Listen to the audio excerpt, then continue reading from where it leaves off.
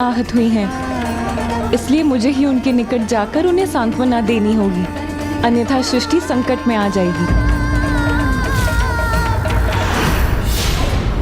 एक विचित्र, एक अपूर्णता का आभास हो रहा है। मुझे अपना जीवन एकाकी प्रतीत हो रहा है, एकाकी प्रतीत हो रहा है। देवी पार्वती,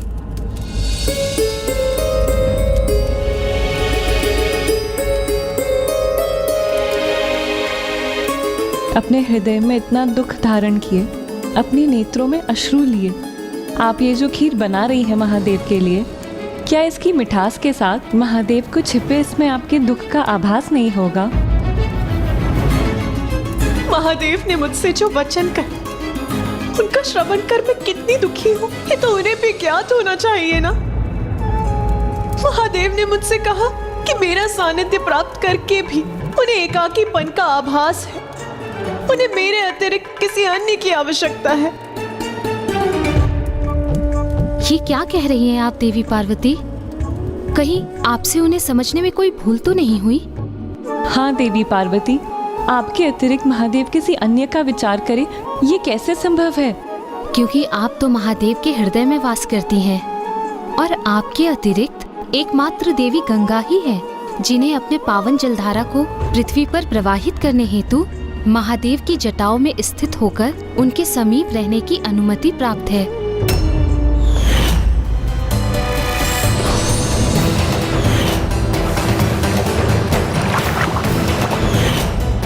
हाँ, और उनके मस्तक पर तो चंद्रमा विराजमान है, और उनकी तो अनेकों सहभागिनियां हैं। कहीं वो उन्हीं से तो प्रेरणा प्राप्त नहीं कर रहे? आप व्यर्थ ही इतनी चिंतित और दुखी हो रही हैं। मुझे विश्वास है ऐसा कुछ नहीं है जो आप सोच रही हैं। किंतु भ्राता महादेव के हृदय में क्या है, इसका और अनुमान लगाने के पूर्व मैं स्वयं उनके निकट जाकर उन्हीं से इस प्रश्न का उत्तर प्राप्त करती हूँ।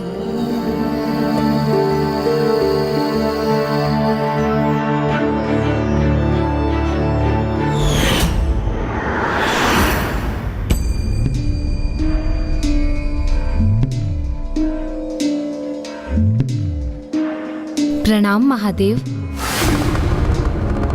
भ्राता, क्या किसी बात को लेकर आपका हृदय द्रवित है? देवी पार्वती, मुझे एकाकीपन का आभास सता रहा है। ऐसा प्रतीत होता है कि मुझे अपने जीवन में किसी अन्य की आवश्यकता है। बस यही मेरे व्यथा का कारण है।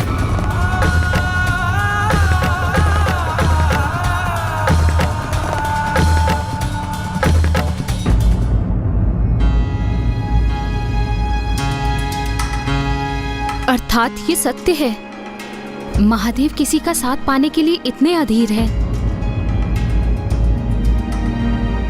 तो फिर ठीक है, मैं भी स्वामी को खीर का प्रसाद नहीं प्रस्तुत करूंगी।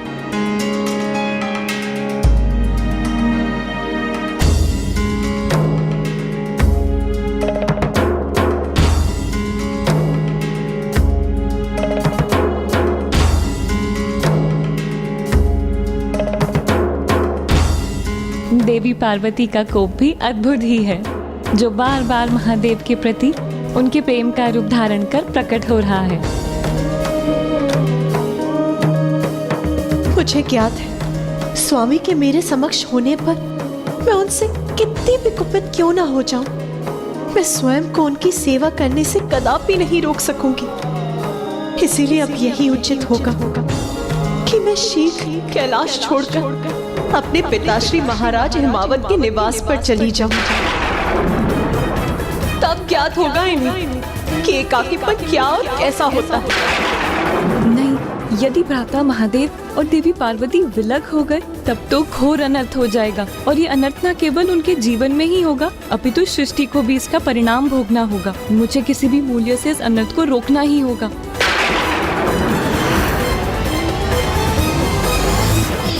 स्थिति तो निरंतर विकट होती जा रही थी, क्योंकि कोई भी ये ज्ञात नहीं कर सका कि पिताश्री को तो मात्र अपने परम भक्त का सानिध्य प्राप्त करने की उत्सुकता थी, और उनकी उस मनोदशा को सभी समझने में असमर्थ हो रहे थे।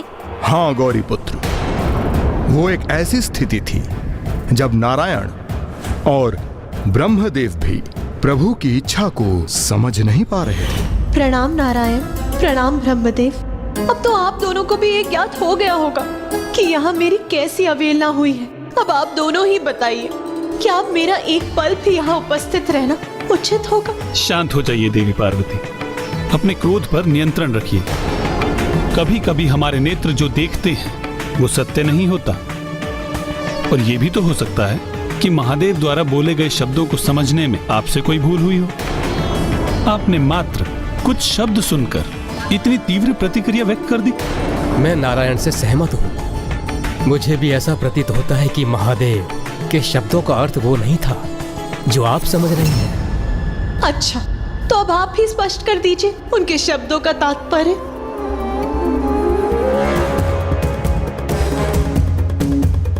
मेरा प्रश्न सुनकर निरुत्तर हो गए ना आप दोनों?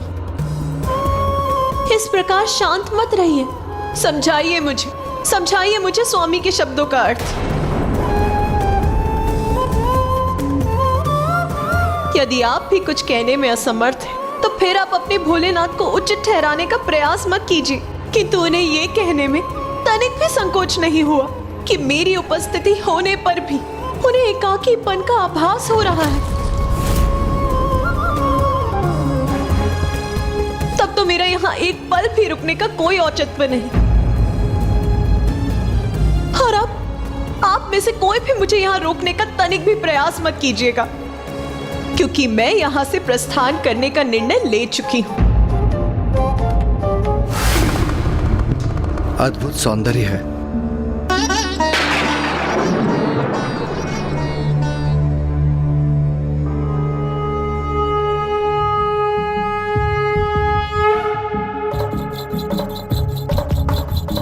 अद्भुत। दक्ष, तेजस्वी, एकाग्रचित्त एवं क्रियाशील, इनमें तो वो सभी गुण हैं जो एक परम रक्षक में होने चाहिए।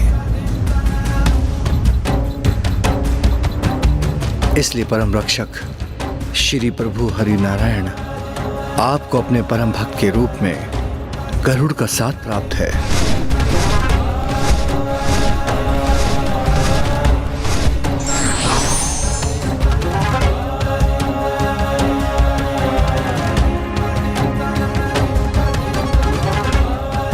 सौम्यता, पवित्रता, तेजस्विता एवं सौंदर्य अर्थात ये हंस उन सभी गुणों से संपन्न है जो ज्ञान के प्रतीक है।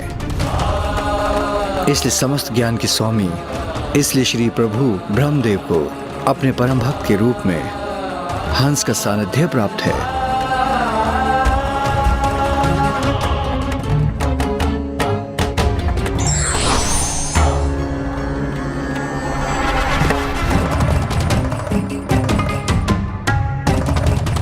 मुझे भी अपने जीवन में एक भक्त, एक सखा प्राप्त करने की इच्छा है जो साधारण, शांत एवं श्रद्धालु होने के साथ अनुपम हो, अनूठा हो और अन्य सभी से भिन्न हो।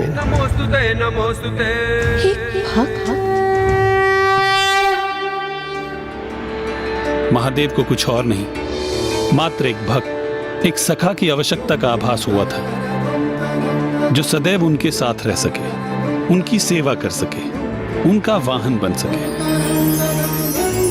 जैसे मेरे पास गरुड़ है और ब्रह्मदेव के पास हंसराज। अब जब सत्य उजागर हो ही गया है तो आपकी चिंता भी अवश्य दूर हो गई होगी देवी पार्वती। भोलेनाथ तो वास्तव में ही बहुत भोले, मुझे अपनी इतनी छोटी सी चिंता नहीं समझा सके।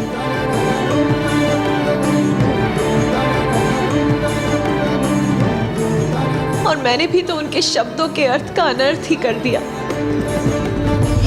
फिर क्या हुआ लंकेश? क्या नंदी जी का साथ प्राप्त करने के लिए मामी जी और मामा श्री हरि नारायण उनके सहायक बने? क्योंकि वो तो उनके लिए कुछ भी करने के लिए तत्पर थे। अवश्य तत्पर रहते थे, क्योंकि उन्हें भी तो समय समय पर प्रभु की सहायता की आवश्यकता होती है, किंतु हमें नारायण पर केंद्रित ना होकर मेरे प्रभु महादेव शिव शंकर शंभू की कथा में स्थिर रहना चाहिए। सत्य तो यह था कि उस समय नंदी जी को कोई ढूंढ कर नहीं ला सकता था, क्योंकि उनका उस समय तक जन्म भी नहीं हुआ था। उस समय तक जन्म भी नहीं हुआ। उस समय तक जन्म भी नहीं हुआ। उस समय तक जन्म भी नहीं हुआ। और आपके प्रिय मामा जी श्री हरि नारायण उस समय इस समस्या का समाधान ढूंढने में असमर्थ थे। वो तो मेरे पर पितामह ब्रह्मदेव थे जिन्होंने इसका सुझाव दिया। हमें महादेव को उनकी इस अवस्था से बाहर निकालने के लिए उन्हें उनके परम भक्त से मिलवाना ही होगा। किंतु वो कौन है और कहाँ है जो महादेव के सखा बनने के योग्य है? महादेव के सखा तो वही हो सकते हैं जो महादेव के समान हो, किंतु शिव के अतिरिक्त इस समूचे संसार में ऐसा कोई नहीं जो संसार का भार संभाल सके। और फिर सखा तो वही होता है ना जो बिना कुछ कहे अपने सखा के मन के भाव को ज्ञात कर सके। किंतु प्रभु भोलेनाथ के मन में क्या है उनके अतिरिक्त कौन जान सकता है। अर्थात इस संपूर्ण घटनाक्रम का तो एक ही अर्थ है कि महादेव शीघ्र ही नवीन अवतार लेने वाले हैं।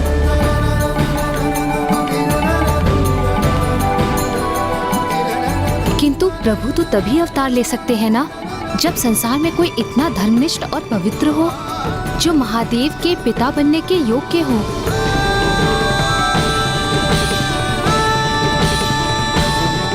शिलाद, शिलाद, शिलाद, शिलाद। मुझे विश्वास है शिलाद इस सौभाग्य के योग्य है।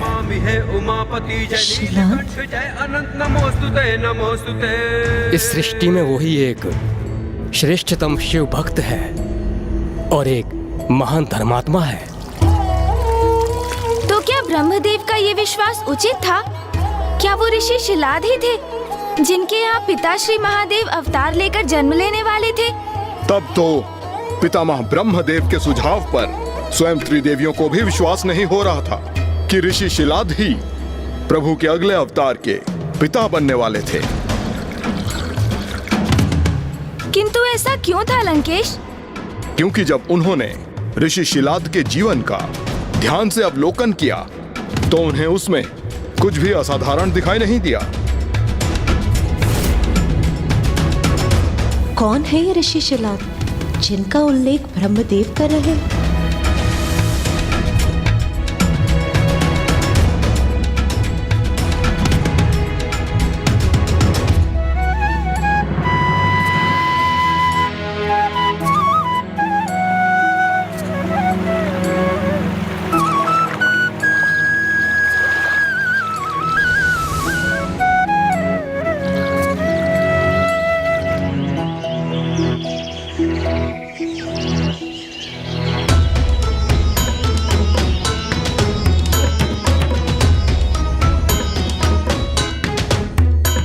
ब्रह्मदेव, ऋषि शिलाद में तो मुझे कुछ भी असाधारण नहीं प्रतीत हो रहा। फिर आप इन्हें धन कर्म में सर्वोच्च कैसे मान रहे हैं? इतने साधारण ऋषि प्रभु को अपने पुत्र रूप में प्राप्त करने के योग्य कैसे हो सकते हैं? उनका साधारण प्रतीत होना ही तो उनकी असाधारणता है।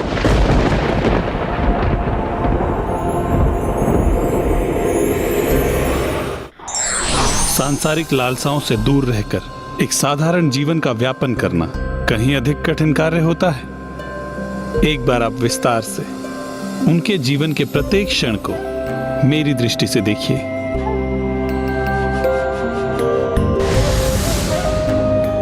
जब अन्य सभी निद्रा में डूबे रहते हैं तब अति निद्रा एवं आलस्य के विकार को त्याग कर ऋषि शिलाद ब्रह्म मुहूर्त में ही अपनी सैया को त्याग देते हैं। दिवस के आरंभ में अपने इस भक्त का प्रणाम स्वीकार करें प्रभु।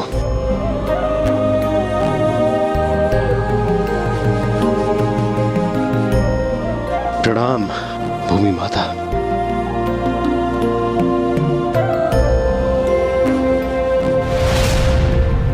उनके समकक्ष के ऋषिगण जब अवकाश की बेला में सुख एवं आनंद में लीन रहते हैं, तब भी ऋषि शिलाद अपनी पूजा आराधना में ही लगे रहते हैं।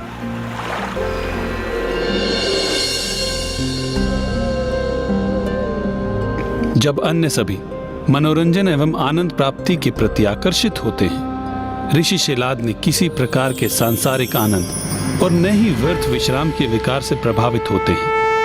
उन्हें तो महादेव की पूजा में ही पूर्ण आनंद प्राप्त होता है।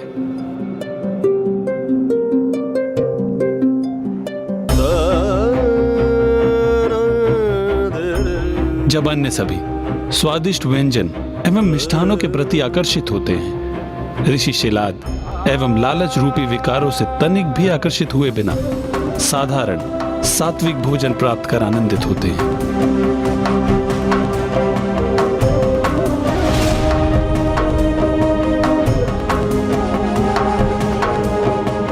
ऋषिवर, कर्म धर्म ज्ञान सब व्यर्थ हैं। धन प्राप्ति में रुचि रखिए। यहाँ आइए, कदाचित आपका भाग्य आपका साथ दे जाए।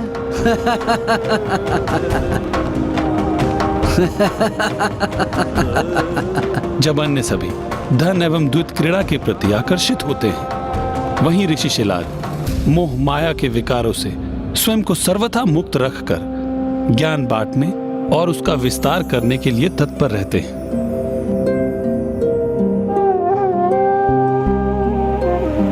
हे प्रभु, मेरा संध्या वंदन स्वीकार करें।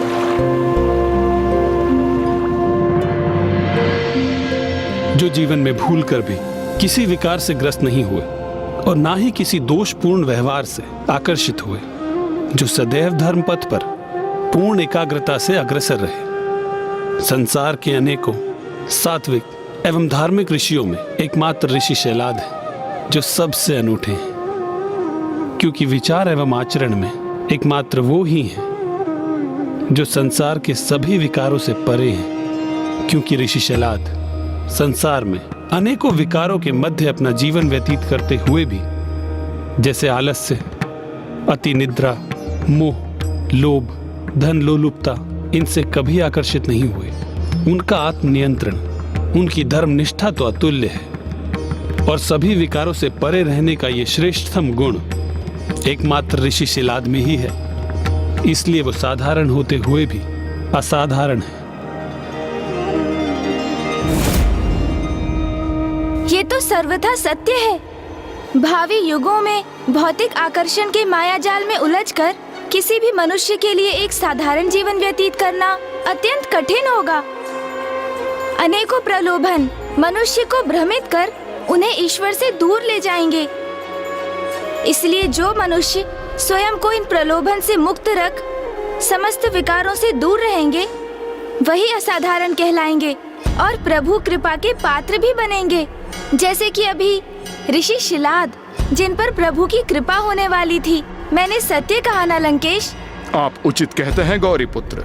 ऋषि शिलाद में कोई भी विकार नहीं था, इसलिए उस समय उनके समान इस पृथ्वी पर कोई नहीं था और वो प्रभु की कृपा के योग्य भी थे। किंतु इसमें अभी भी बहुत बड़ी बाधा शेष थी। ऋषि शिलाद एक सन्यासी हैं, इसलिए उनका विवाह असंभव है। ब्रह्मदेव, फिर स्वामी ऋषि शिलाद के पुत्र के रूप में कैसे जन्म ले सकेंगे? इसका तो केवल एक ही उपाय है कि ऋषि शिलाद को महादेव की तपस्या कर उनसे वरदान प्राप्त करना होगा कि महादेव उनके यहाँ पुत्र के रूप में जन्म ले। किंतु प्रभु, एक सन्यासी ऋषि जिसने पूर्व ही अपने परिवार का परित्याग कर दिया हो, वो एक पुत्र की कामना क्यों करेगा?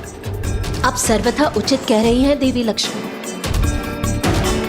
किंतु हमें फिर भी कोई उपाय तो अवश्य करना होगा जिससे स्वामी अवतार ले सके, क्योंकि स्वामी को इस अपूर्णता के भाव के साथ देखना मुझे कदापि स्वीकार नहीं है। तब तो हमें ऋषि शिलाद को संतान का महत्व समझाकर संतान प्राप्ति के लिए प्रेरित करना होगा। ब्रह्मदेव, आप देवराज इंद्र को आदेश दें कि वो स्वर्ग लोक में एक महायज्ञ का आयोजन करें और सभी ऋषि मुनियों को आमंत्रित करें और शेष उपाय आप मुझ पे छोड़ दीजिए। श्री हरि नारायण की क्या युक्ति थी? वो क्या करने जा रहे थे लंकेश? चतुराई भरी योजना का निर्माण कर अपने कार्य को सिद्ध करना, यही तो नारायण सदैव करते हैं। किंतु हम नारायण की बात फिर से क्यों कर रहे हैं? मुझे तो मेरे प्रभु शिव शंकर शंभू की कथा पर ही स्थिर रहना है। उनकी पूर्ण योजना तो केवल नारायण को ही ज्ञात थी, किंतु उनके सुझाव पर ब्रह्मदेव ने इंद्रदेव को स्वर्ग में महायज्ञ आयोजन करने को कहा और सभी महान ऋषियों को उसमें भाग लेने के लिए आमंत्रित किया। और ऋषि शिलाद को निमंत्रण देने स्वयं नारायण ही उनके समीप चले गए।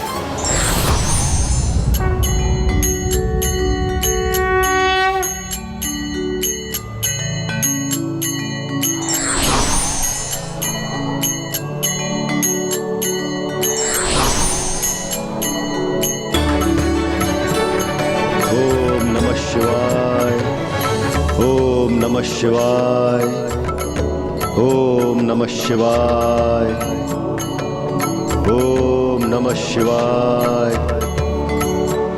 ओम नमः शिवाय,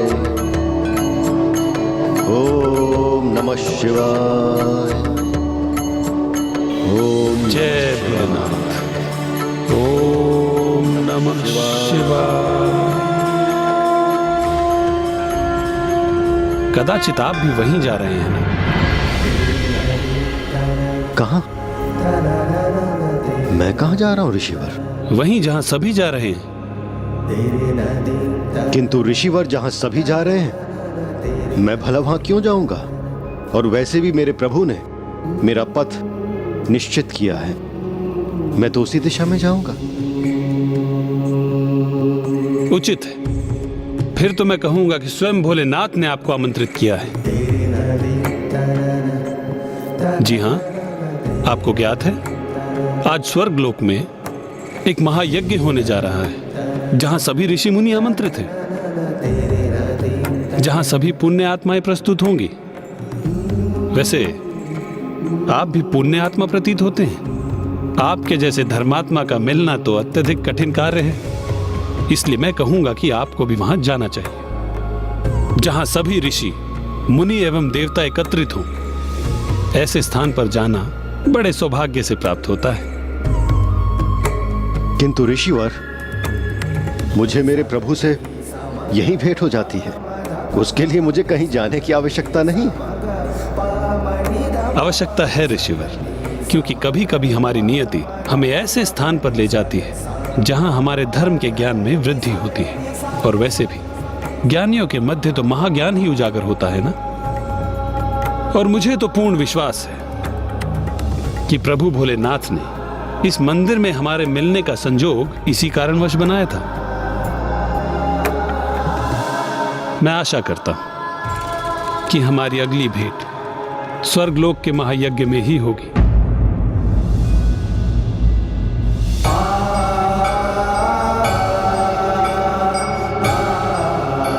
और मुझे तो पूर्ण विश्वास है कि प्रभु भोलेनाथ ने इस मंदिर में हमारे मिलने का संजोग इसी कारणवश बनाया था। फिर क्या हुआ लंकेश? मामा जी की योजना सफल हुई? क्या ऋषि शिलाद ने उस महायज्ञ में वो भाग लेने के लिए गए? हाँ, वो गए तो अवश्य थे गौरी पुत्र, किंतु उन्हें स्वर्ग के प्रवेश द्वार पर ही रोक लिया गया। ऋषिवर, आपको यहीं रुकना होगा। भला क्यों? मैं भी देवराज इंद्र के महायज्ञ में सम्मिलित होने के लिए इच्छुक हूँ। आप स्वर्ग में प्रवेश करने के योग्य नहीं हैं, इसीलिए आप भीतर नहीं जा सकते। आप स्वर्ग में प्रवेश करने के योग्य नहीं हैं, इसीलिए आप भीतर नहीं जा सकते। प्रवेश करने के योग्य नहीं हैं, इसीलिए आप भीतर नहीं जा सकते। एक धर्मपरायण ऋषि का ऐसा अपमान क्यों हो रहा है यहाँ पर? ऐसा अपमान क्यों हो रहा है यहाँ पर? अपमान क्यों हो रहा है यहाँ पर? नाथ, ये क्या किया आपने? ऋषि शिलाद का अपमान करवाकर उनके क्रोध को जागृत करवा दिया। नहीं देवी, ये तो मेरी ही योजना का भाग था। और मैं आशा करता हूँ कि वो सफल भी रहेगी, क्योंकि अब जो होने जा रहा है उसके पश्चात तो ऋषि शिलाद पुत्र प्राप्ति के लिए अवश्य विवश हो जाएंगे। प्रणाम देवराज इंद्र। आपके द्वारपाल के अनुसार मैं आपके स्वर्गलोक में प्रवेश करने के योग्य नहीं हूं, किंतु मैं तो सदा ही विचार और आचरण से धर्मनिष्ठ और पाप रहित रहा हूं। प्रभु शिव की आराधना किए बिना मेरा एक दिन भी नहीं बीता। मैं एक सत्पुरुष की प्रेरणा से यहाँ महापुरुषों की संगति में ज्ञान अर्जित हेतु आया, उसका ये दुष्परिणाम प्राप्त हो रहा है मुझे। तो फिर आप ही बताइए देवराज इंद्र, आपके अनुसार मैं आपके स्वर्गलोक में प्रवेश करने के अयोग्य हूँ, या फिर आपका स्वर्गलोक ही मेरे लिए योग्य नहीं है? ऋषिवर, आप व्यर्थ में ही क्रोधित हो रहे हैं। मेरे द्वारपालों ने जो कहा वो सर्वथा उचित है। आप स्वर्ग में इसलिए प्रवेश नहीं कर सकते क्योंकि आप बस बस, मुझे तो विश्वास नहीं हो रहा कि आप भी अपने द्वारपाल के कथन का समर्थन कर रहे हैं। ऋषिवर, दुर्भाग्यवश यही सत्य है। आप एक सन्यासी ऋषि हैं, अविवाहित हैं और संतान रहित हैं। इसलिए आपके स्वर्ग में प्रवेश करने हेतु आपके पूर्वजों की अनुमति प्राप्त नहीं होगी, जिसके बिना स्वर्ग में प्रवेश करना असंभव है। और पूर्वजों की इस अनुमति के लिए संतान प्राप्ति अत्यंत अनिवार्य है, क्योंकि बस बस,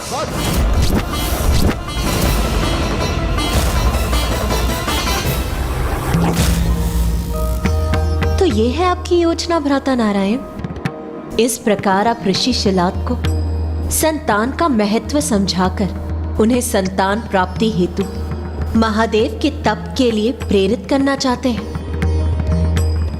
प्रतीत होता है नाथ कि आपकी ये योजना शीघ्र ही सफल होने जा रही है। अर्थात सदैव सत्य कर्म करने के बाद भी निसंतान होने के कारण मुझे स्वर्गलोक में प्रवेश प्राप्त नहीं होगा। हाँ ऋषिवर, मैं विवश संतान प्राप्ति के पूर्व स्वर्ग में आपका प्रवेश निषेध है। यदि यही स्थिर है देवराज इंद्र, तो मैं भी घोषणा करता हूँ कि मैं घोर तपस्या करूंगा, तपस्या करूंगा, तपस्या करूंगा। नारायण, जो आपने सोचा था वही सफल होता प्रतीत हो रहा है। अब ऋषि शिलाद पुत्र प्राप्ति के लिए महादेव की घोर तपस्या करने वाले हैं, और अपनी तपस्या के परिणाम स्वरूप अर्जित अपनी तपोशक्ति से मैं एक अन्य स्वर्गलोक उत्पन्न कर लूंगा, स्वर्गलोक उत्पन्न कर लूंगा, उत्पन्न कर लूंगा।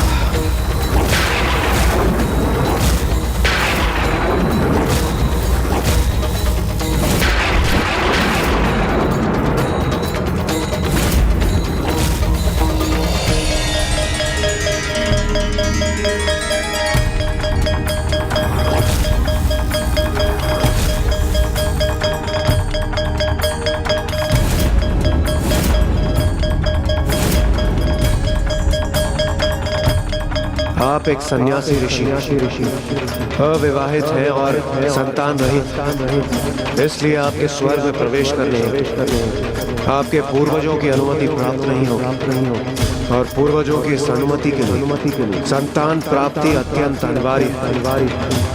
और अपनी तपस्या के परिणाम स्वरूप अर्जित अपनी तपोशक्ति से मैं एक अन्य स्वर्गलोक उत्पन्न कर लूंगा।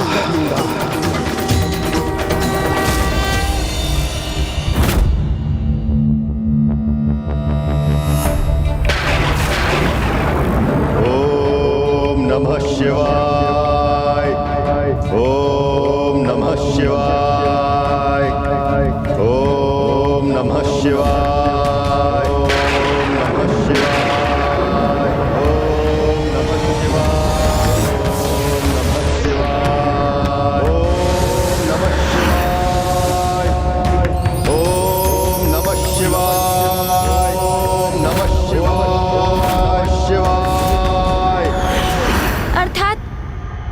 मामा जी की योजना असफल हो गई क्योंकि ऋषि शिलाद ने तो संतान प्राप्ति के स्थान पर एक नवीन स्वर्गलोक के निर्माण हेतु तपस्या करने का प्रण कर चुके थे।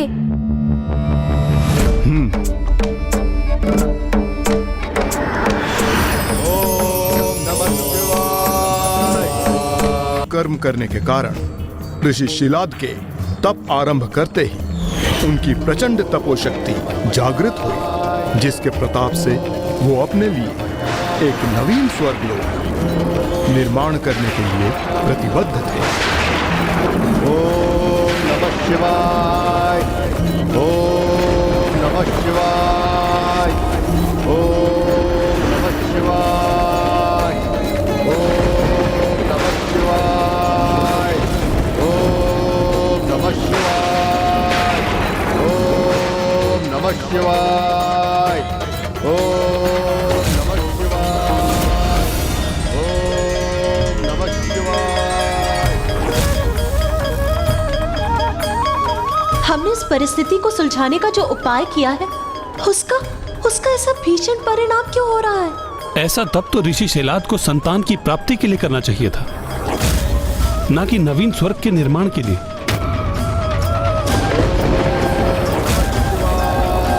इसी का विचार तो मुझे भी चकित और चिंतित कर रहा है देवी पार्वती। ऋषि शिलाद अपने संपूर्ण जीवन में किसी भी मनोविकार से प्रभावित नहीं हुए हैं, किंतु अब ये क्रोधवश अपने पर नियंत्रण ना रखकर वो इस अत्यंत विनाशकारी निर्णय पर क्यों अड़े हैं?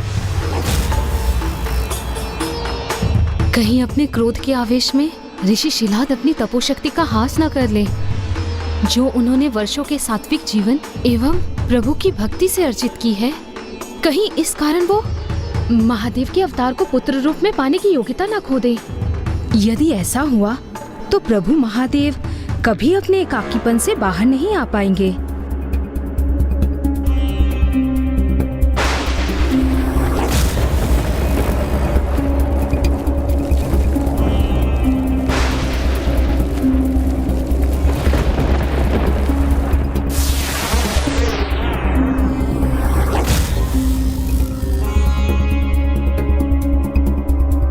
ऋषि शिलाद की तपोशक्ति में तो निरंतर वृद्धि हो रही है। इस प्रकार तो वो किसी अन्य स्वर्ग का निर्माण करने में सफल हो जाएंगे, जो कि बहुत ही अनर्थकारी होगा।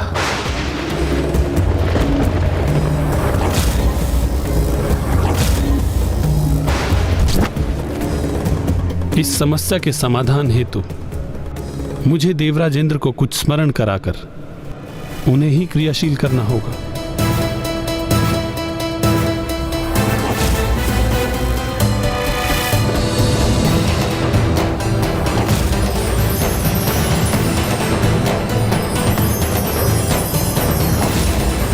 ऋषि विश्वामित्र,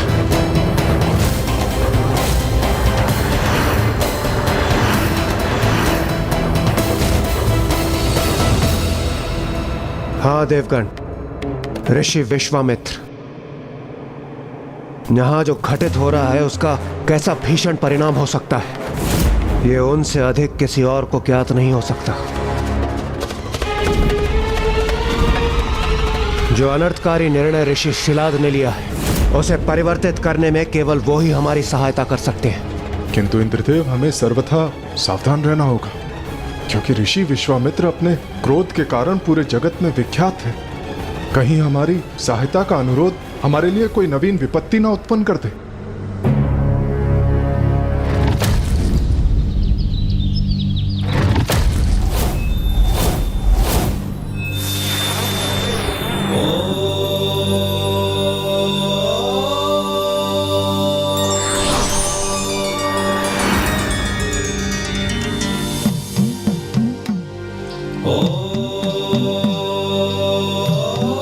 ऋषि विश्वामित्र तो अत्यंत गहन ध्यान में विलीन है।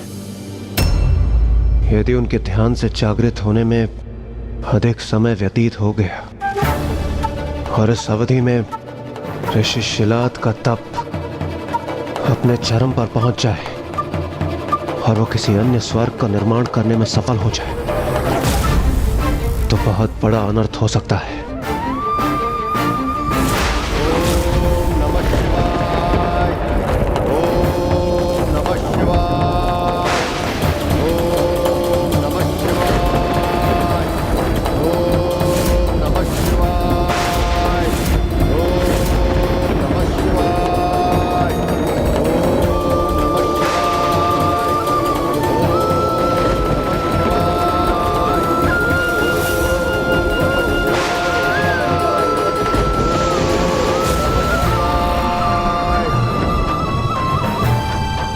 हमें तो अभी से इस नवीन स्वर्ग के दृश्य दिखाई देने लगे।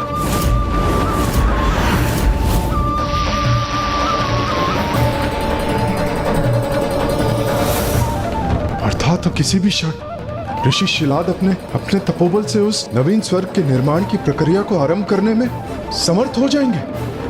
अब तो केवल इंद्रदेव और ऋषि विश्वामित्र ही इस अनर्थ को रोकने में हमारी सहायता कर सकते हैं।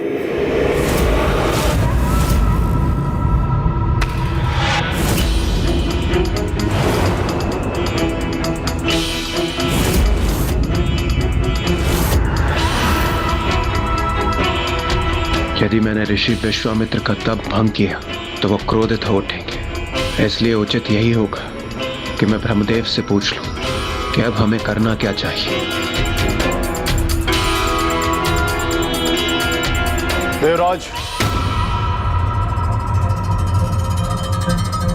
प्रणाम ऋषिवर। ऋषिवर, मैं तो यहाँ इसलिए आया था कि मुझे ज्ञात है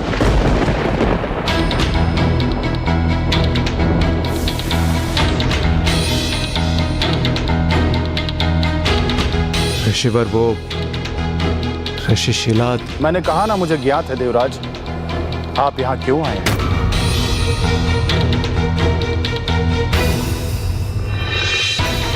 मैं ऋषि शिलाद को समझाकर ये प्रयास करूंगा कि पुनः वैसी दुर्भाग्यपूर्ण स्थिति उत्पन्न ना हो जो पूर्व में भी घटित हो चुकी है। धन्यवाद ऋषिवर।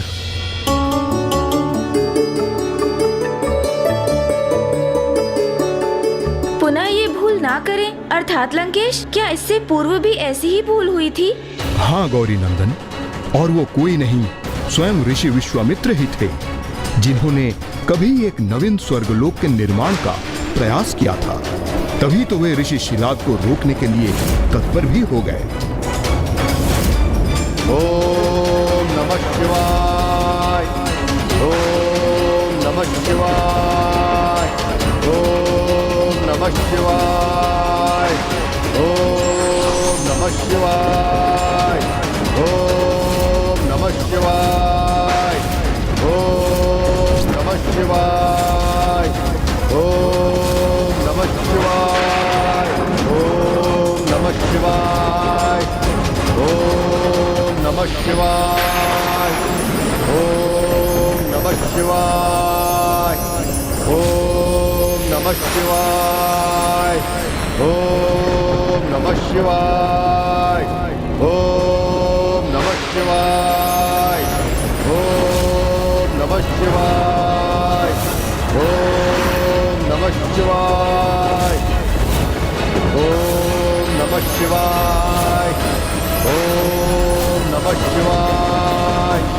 ओम नमः शिवाय, ओम नमः शिवाय, ओम नमः शिवाय। ऋषि शिलाद ने तो नवीन स्वर्ग के निर्माण की प्रक्रिया आरंभ भी कर दी है। अब तो केवल हम आशा ही कर सकते हैं। जिस प्रक्रिया का आरंभ ऋषि शिलाद ने किया है उसे ऋषि विश्वामित्र अंत तक पहुंचने नहीं देंगे। ओम नमः शिवाय, ओम नमः शिवाय, ओम नमः शिवाय, ओम नमः शिवाय, ओम नमः शिवाय, ओम नमः शिवाय, ओम नमः शिवाय, ओम नमः शिवाय, ओम नमः शिवाय। ऋषिवर, जो आप कर रहे हैं उसे रोक दीजिए। ओम नमः शिवाय, ओम नमः शिवाय। आप तो वो महान ऋषि हैं जिन्होंने आज तक अपना विवेक नहीं खोया, किसी मनोविकार को अपने स्पर्श तक नहीं होने दिया। फिर इस क्रोध रूपी मनोविकार से क्यों प्रभावित हो? मेरा आपसे अनुरोध है कि आपने आज तक जो कुछ भी अर्जित किया है उसे इस तरह से व्यर्थ न गवाएं। ओम नमः शिवाय,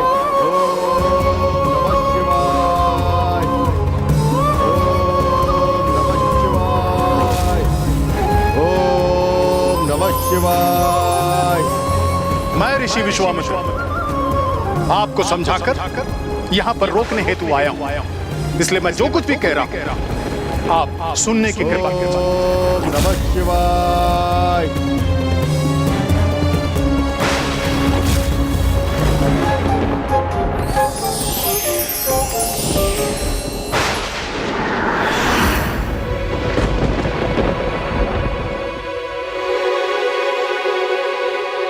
ऋषि विश्वामित्र, आप यहां?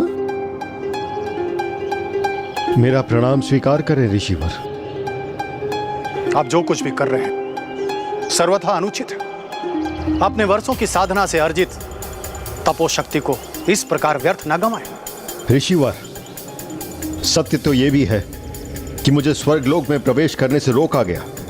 मेरा घोर अपमान हुआ है वहां, इसलिए ऋषिवर मैं क्षमा चाहता हूं। मैं आपका अनुरोध स्वीकार नहीं कर सकता। मैं स्वयं के लिए नवीन स्वर्ग के निर्माण के उपरांत ही शांत बैठूंगा। ऐसी भूल मत कीजिएगा ऋषिवर, जो पूर्व काल में मुझसे हो चुकी है। मैंने अपने क्रोध को अपने प्रतिष्ठा का आधार बनाकर स्वर्ग ही नहीं संपूर्ण सृष्टि की प्रतिसृष्टि का निर्माण कर दिया था, और अपने इस भूल के कारण संपूर्ण सृष्टि को संकट में डाल दिया था।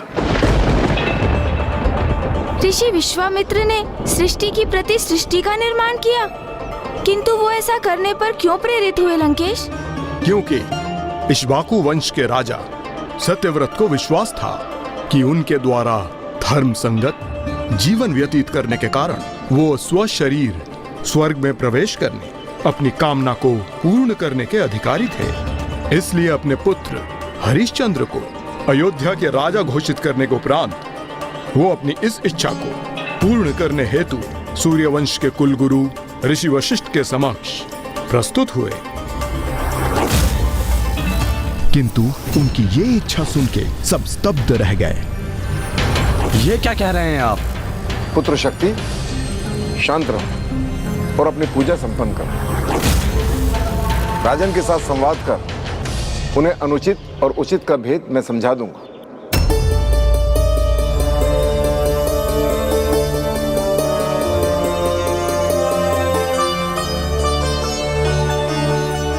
आप जो चाहते हैं वो मैं नहीं कर सकता राजन, क्योंकि आपकी इच्छा प्रकृति के नियमों के विरुद्ध है। किसी भी मनुष्य को सशरीर स्वर्गलोक में प्रवेश करने की अनुमति नहीं है राजन। आपको सशरीर स्वर्गलोक भेजकर मैं इस नियम का उल्लंघन कदापि नहीं करूंगा। मुझे ज्ञात है आप ऐसा अवश्य कर सकते हैं गुरुदेव। मैंने कभी भी आपकी बात का उल्लंघन नहीं किया है, तो आज आप भी मेरा ये निवेदन स्वीकार करने के लिए बाध्य हैं गुरुदेव। संपूर्ण जीवन मैंने सत्कर्म किए हैं और ये अधिकार अर्जित किया है, इसीलिए आज मैं आपका कोई भी अन्य उत्तर नहीं सुनूंगा। और जो मैं कह रहा हूं वो तो आपको अवश्य ही करना होगा। क्षमा कीजिए पिताश्री, किंतु प्रतीत होता है राजन अपनी मर्यादा भूल चुके हैं। अपनी लालसा पूर्ण करने के लिए अपने ही गुरु का अपमान कर रहे हैं। कि ये अपमान कैसा ऋषिपुत्र? मैंने अपना राजपथ स्वेच्छा से अवश्य त्याग किया है, किंतु अभी भी मैं एक राजा का पिता हूँ। इसीलिए मेरे गुरु और प्रजा होने के नाते आपके पिता के लिए अनिवार्य है कि वो मेरे आदेश का पालन करें। आदेश? पिताजी को आदेश देंगे आप, वो भी अपनी एक अनुचित इच्छा पूर्ण करने के लिए? प्रतीत होता है राजन कि आपकी मति ही भ्रष्ट हो गई हो। ऐसी धृष्टता करने का अधिकार कैसे प्राप्त हुआ आपको? धृष्टा मैं नहीं, आप कर रहे हैं ऋषिपुत्र। स्मरण रखिए, मैं अभी भी एक राजा का पिता हूँ और मेरे लिए अपनी प्रजा को आदेश देना कदापि अनुचित नहीं है। राजा के आदेश का उल्लंघन घोर राजद्रोह होता है, इसीलिए मेरे आदेश को टालने का अपराध मत कीजिए गुरुदेव, अन्यथा क्या राजन?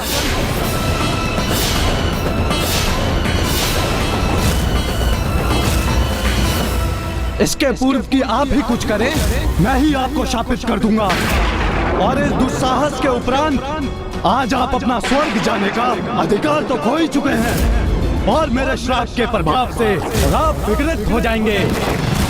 आपको त्रिशंकु पुकारा जाएगा और आपको ना ही अपने गृह में स्थान प्राप्त होगा ना बाहर, और आप अपना शेष जीवन इसी प्रकार अपने इस भयंकर रूप में यहाँ वहाँ भटकने पे विवश हो जाएंगे।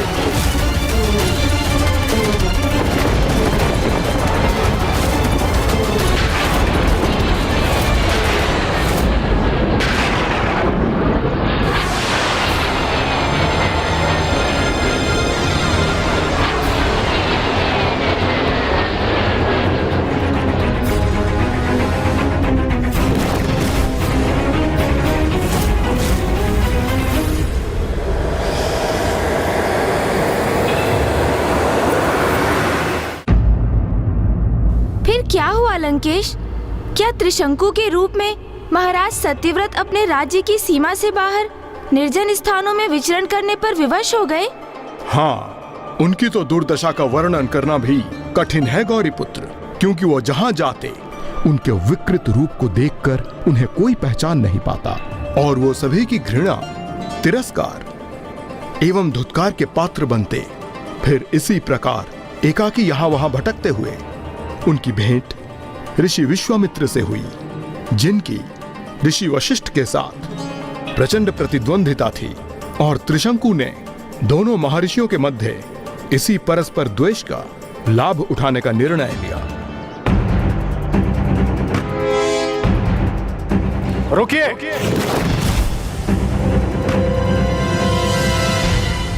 मेरे अनुमति के बिना यहाँ प्रवेश करने का दुस्साहस कदापि मत करना।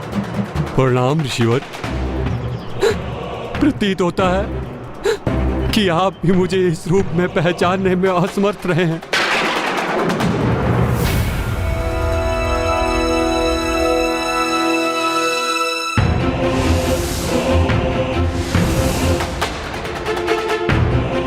राजा सत्यव्रत, आप यहाँ और इस अवस्था में?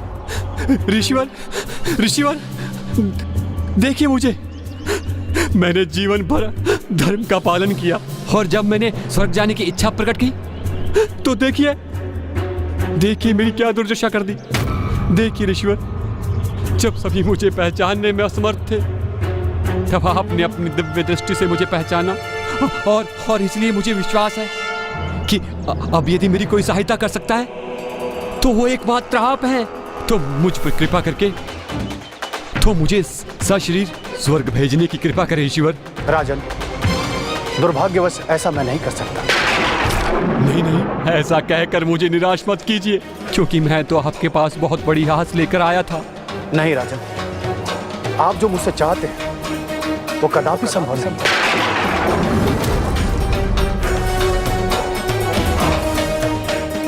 उचित है ईश्वर, अब मेरे पास कोई उपाय शेष नहीं है।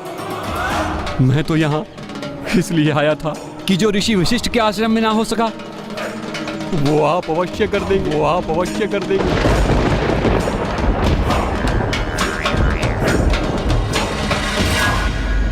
किंतु मुझे क्या ज्ञात था, जिस प्रकार ऋषि वशिष्ठ के आश्रम से हताश होकर मैं निकला था, उसी प्रकार निराश होकर महानतम ऋषि विश्वामित्र के आश्रम से भी प्रस्थान करना होगा।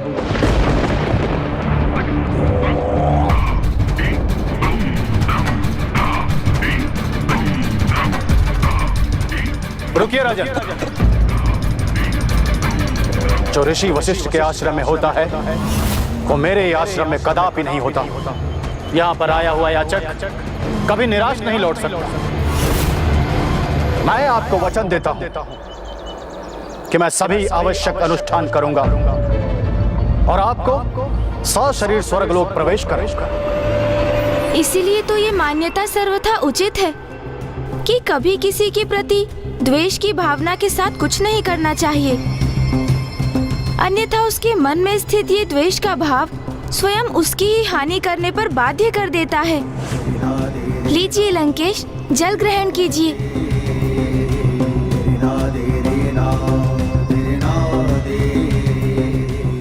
गौरीपुत्र, मेरा साथ पाकर आप भी प्रभु के प्रत्येक अवतारों की प्रत्येक कथा के पीछे छिपे शेष संदेश को समझने में समर्थ हो गए हैं। अवश्य लंकेश, स्वयं की भूल से तो सभी सीखते हैं, किंतु बुद्धिमानी तो इसमें है कि हम दूसरों की ही भूलों से सीख प्राप्त कर अपने जीवन को उनसे सुरक्षित रखें। ऋषि विश्वामित्र भी यही चाहते थे कि ऋषि शिलाद उनकी भूल की कथा सुनकर अपनी भावी भूल से सुरक्षित हो जाएं। लंकेश, किंतु त्रिशंकु की कथा में आगे क्या हुआ? ऋषि विश्वामित्र द्वारा प्रति सृष्टि का निर्माण कब और क्यों हुआ? ऋषि विश्वामित्र ने एक यज्ञ आरंभ किया, जिससे उत्पन्न शक्तियों के प्रभाव से भूतपूर्व राजा सत्यव्रत त्रिशंकु के रूप में स्वर्ग की ओर उठने लगे। ओम अर्धगाय महावीर्यं चंद्रजितमर्दनं सिंहकागर्भसंभूतं दराहुं नमाम्यहं कालाय नमः। ओम ऐं ह्रीं हनुमते श्री रामदूताय नमः। ओम ऐं ह्रीं हनुमते श्री रामदूताय नमः। ओम ऐं ह्रीं हनुमते श्री ओम ऐं ह्रीं हनुमते श्री रामदूताय नमः। ओम अर्धगाय महावीर्यं चंद्रजितमर्दनं सिंहकागर्भसंभूतं दराहुं नमाम्यहं कालाय नमः। ओम ऐं ह्रीं हनुमते श्री रामदूताय नमः। ओम ऐं ह्रीं हनुमते श्री रामदूताय नमः। ओम ऐं ह्रीं हनुमते ओम ऐं ह्रीं हनुमते श्री रामदूताय नमः। ओम अर्धगाय महावीर्यं चंद्रजितमर्दनं सिंहकागर्भसंभूतं दराहुं नमाम्यहं कालाय नमः। ह्रीं हनुमते श्री रामदूताय नमः। ओम ऐं ह्रीं हनुमते श्री रामदूताय नमः। ओम ऐं ह्रीं हनुमते ओम ऐं ह्रीं हनुमते श्री रामदूताय नमः।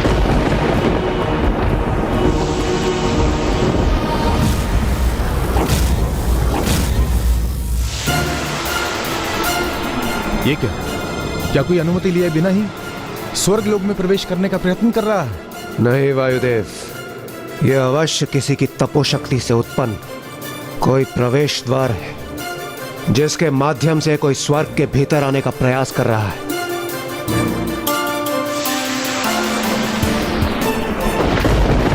यह अवश्य असुर गुरु शुक्राचार्य ही है, जो पुनः किसी और असुर को स्वर्ग भेजने का प्रयत्न कर रहे हैं। ये जो कोई भी है, मुझे इसी क्षण इसे रोकना होगा।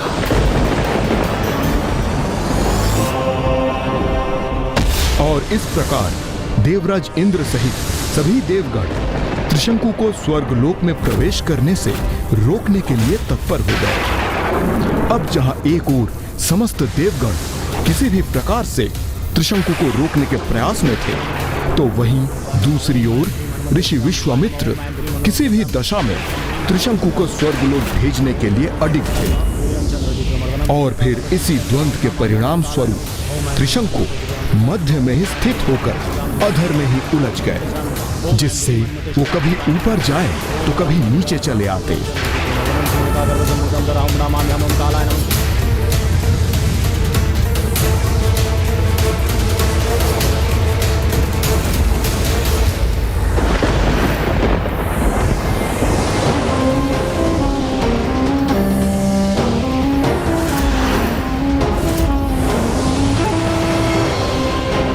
असुर गुरु शुक्राचार्य नहीं, ये तो ऋषि विश्वामित्र है।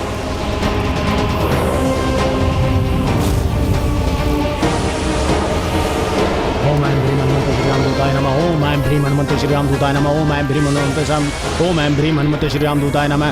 ओम अर्धगाय महावीर्यं च हे महर्षि, हमें आपसे कोई द्वेष नहीं है और हम आपके विरुद्ध कदापि नहीं जाना चाहते, किंतु इस समय हम एक बहुत ही बड़े धर्म संकट में हैं। हम किसी भी मनुष्य को सशरीर स्वर्ग में प्रवेश करने की अनुमति कदापि नहीं दे सकते।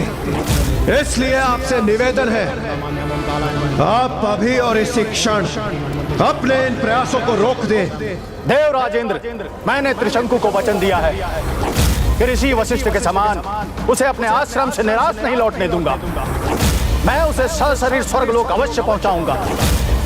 मेरा वचन और उसकी मर्यादा कदापि भंग नहीं होने दूंगा। यदि आप उसे अपने स्वर्गलोक में आने की अनुमति नहीं दे सकते, तो मैं एक नवीन स्वर्गलोक ही नहीं, एक नवीन सृष्टि अर्थात सृष्टि की प्रतिसृष्टि का निर्माण करूंगा, जिस पर उसी का एक छत्र राज्य होगा, जिस पर उसी का एक छत्र राज्य होगा।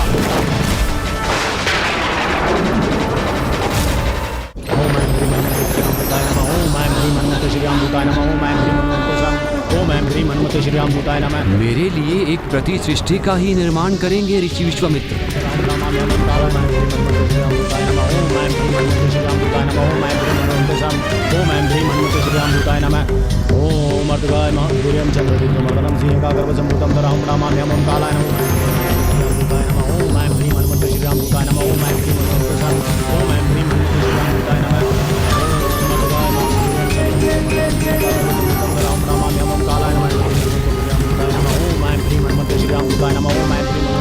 ऋषि विश्वामित्र ये कैसा अनर्थ कर रहे हैं? ये तो एक अन्य सृष्टि का निर्माण कर रहा है जो सर्वथा अनुचित है।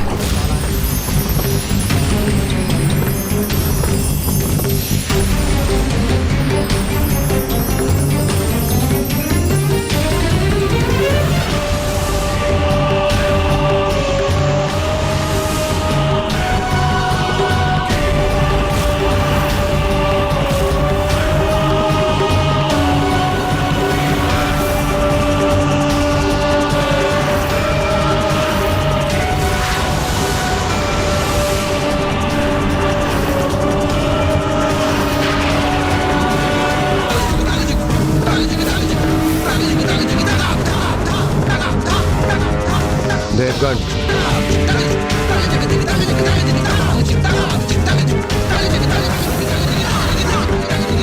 इस प्रकार तो बहुत बड़ा असंतुलन उत्पन्न हो जाएगा। समस्त ब्रह्मांड के नष्ट होने की संभावना जागृत हो जाएगी। हमें ऋषि विश्वामित्र के समक्ष प्रकट होकर इस अनर्थ को रोकने का अनुरोध करना चाहिए। यही उचित होगा।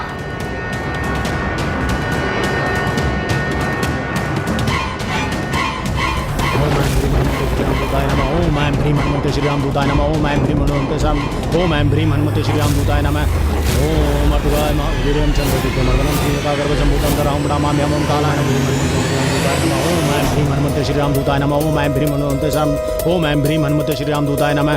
ओम अर्धगाय वीर्यं चंद्रदीप्तमर्दनं श्रीकागर्भ। हे ऋषिवर, हे धर्मात्मा, हमारे समस्त दोषों को क्षमा कर दीजिए और इस अनर्थ को होने से रोक दीजिए। ऋषिवर, हमारा आपसे कोई विरोध नहीं। हम तो त्रिशंकु को सशरीर स्वर्ग में प्रवेश करने से केवल इसलिए रोक रहे थे क्योंकि वो धर्म विपरीत होने के साथ साथ उसका स्वर्ग में प्रवेश करना सृष्टि के नियमों के विपरीत होगा। अपने वचन पे अडिग रहना मेरा कर्तव्य है। मैं अपने वचन से कभी पीछे नहीं हटता और ना ही कभी हटूंगा। ऋषिवर, भला ऐसा कोई भी कार्य आप कैसे कर सकते हैं जिसका आधार ही धर्म का विरोध हो? हे ऋषिवर, किसी भी मनुष्य का सशरीर स्वर्ग लोक में प्रवेश करना तो सर्वथा अप्राकृतिक है। इसलिए प्रकृति के विरुद्ध कुछ न हो, वही प्रयास कर रहे थे हम। ऋषिवर, प्रति सृष्टि का निर्माण वास्तविक सृष्टि के लिए महासंकट उत्पन्न कर देगा। आप अपने हट पर स्थिर रहने के लिए समस्त सृष्टि को नष्ट करने की संभावना प्रकट मत कीजिए ऋषिवर।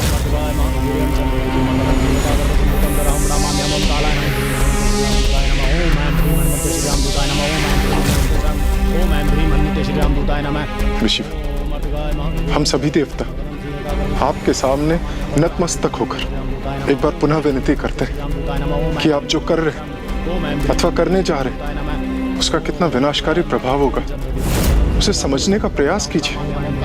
अपने तपोबल को ऐसे सृष्टि के नियमों का उल्लंघन करने में व्यर्थ मत कीजिए।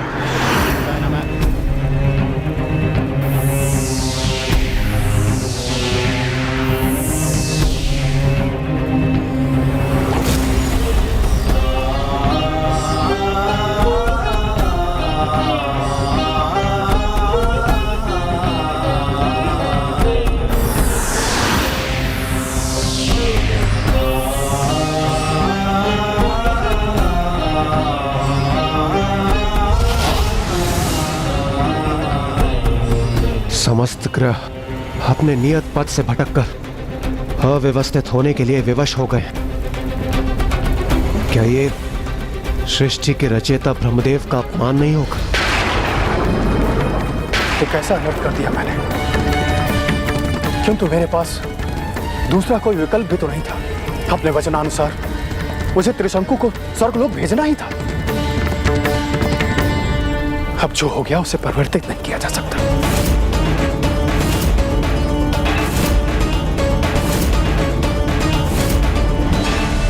भूल को सुधारा नहीं जा सका था। ओह, अर्थात इसका अर्थ तो फिर यही हुआ कि सब कुछ पुनः यथावत करने का अब कोई